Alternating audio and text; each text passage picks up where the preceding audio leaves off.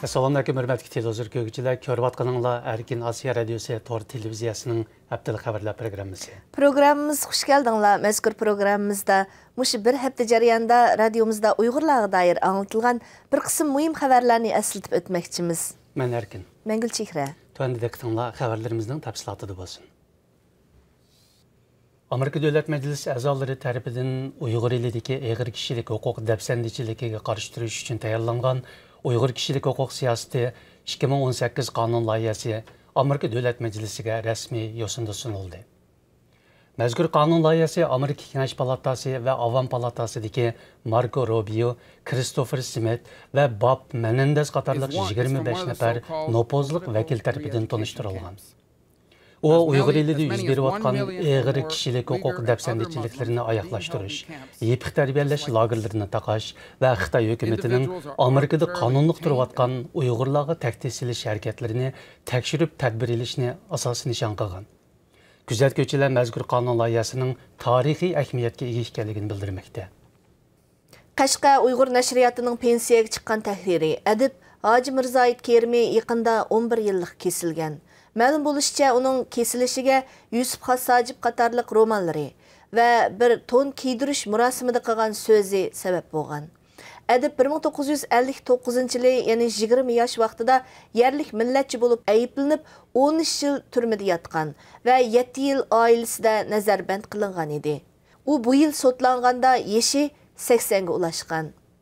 Salomatligi bir qator kasalliklar bilan chirmongan ekan. Adib Hoji Mirzoid Kerimi Qashqa Uyg'ur nashriyatidan tutqun qilingan 14 kishining biri. Hoji Mirzoid Kerimi Sultan Abdurashidxon, Sultan Saidxon qatorliq bir yurish tarixiy romanlarning avtoridir. Uyg'urlarning vaziyatidan endishlangan 15 g'arb davlatining Beyjingda turishliq diplomatlari Uyg'ur avtonom rayonining partikum sekretari Chin Chuango bilan ko'rishishni talab qilib, birlashma maktub hozirladi. Birleşme mektup Beijing'deki Kanada elçixonasining xodimlari tarafidan hazırlangan. Uningda Angliya, Fransiya, Avstraliya qatorliq 15 g'arb davlatining Beijingda turishliq bosh elchilari imzo qo'ygan. Mazkur maktubda har qaysi elchilar o'zlarining Uyg'urlar haqida chiqayotgan xabarlardan qattiq andish qilayotganligini, shunga bu haqda Chin Chuango bilan 100 turani ko'rishishni talab qilganligini ifoda qilgan. 6 noyabr kuni Birleşken Devletler Teşkilatı Kişilik Hukuk Kengişining Xitoyning kişilik hukuk vaziyatini qarorlik ko'rib chiqish yig'inida bir qism g'arb davlatlari lagerlar masalasida Xitoyni tanqid qilgan edi.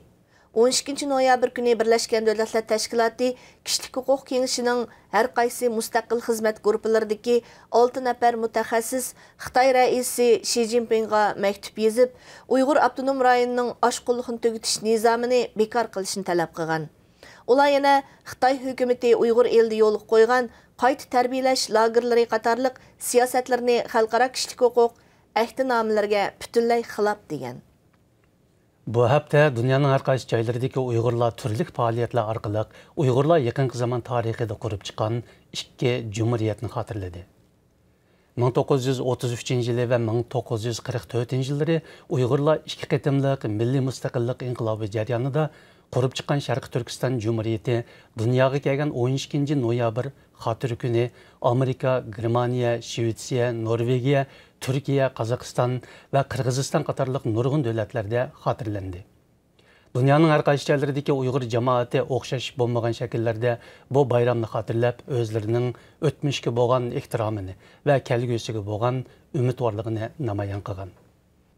Muxbirimizning Qizilsu Qirg'iz avtonom oblastining Aqtu nahiyasidan egallishicha, Charlong yezisining Payis kentida 300 dan ortiq kishining lagerda ekanligi ma'lum bo'ldi.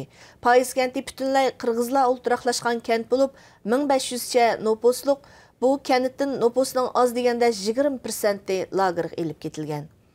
Egallishimizcha, lagerdagilarning bir qismi diniy zotlar bo'lsa, mutlaq ko'p qismi telefondan chataq chiqqan aholilar ekan. O'tgan haftalarda Uyg'ur avtonom rayonlik İctimai Fanlar Akademiyasi qarta elib borgan telefon ziyoratlarimiz davomida mazkur akademiyaning Qirg'iz tarix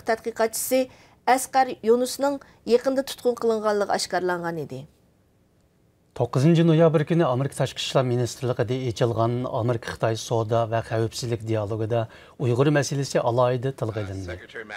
Amerika Xitoy orasidagi savdo va xavfsizlikka aloqador muhim masalalar muzokara qilingan bu yig'inda Amerika taraf Xitoy hukumatining Uyg'ur elidagi kishilik huquqni dafsanda qilish masalasini alohida o'tirib qo'ygan.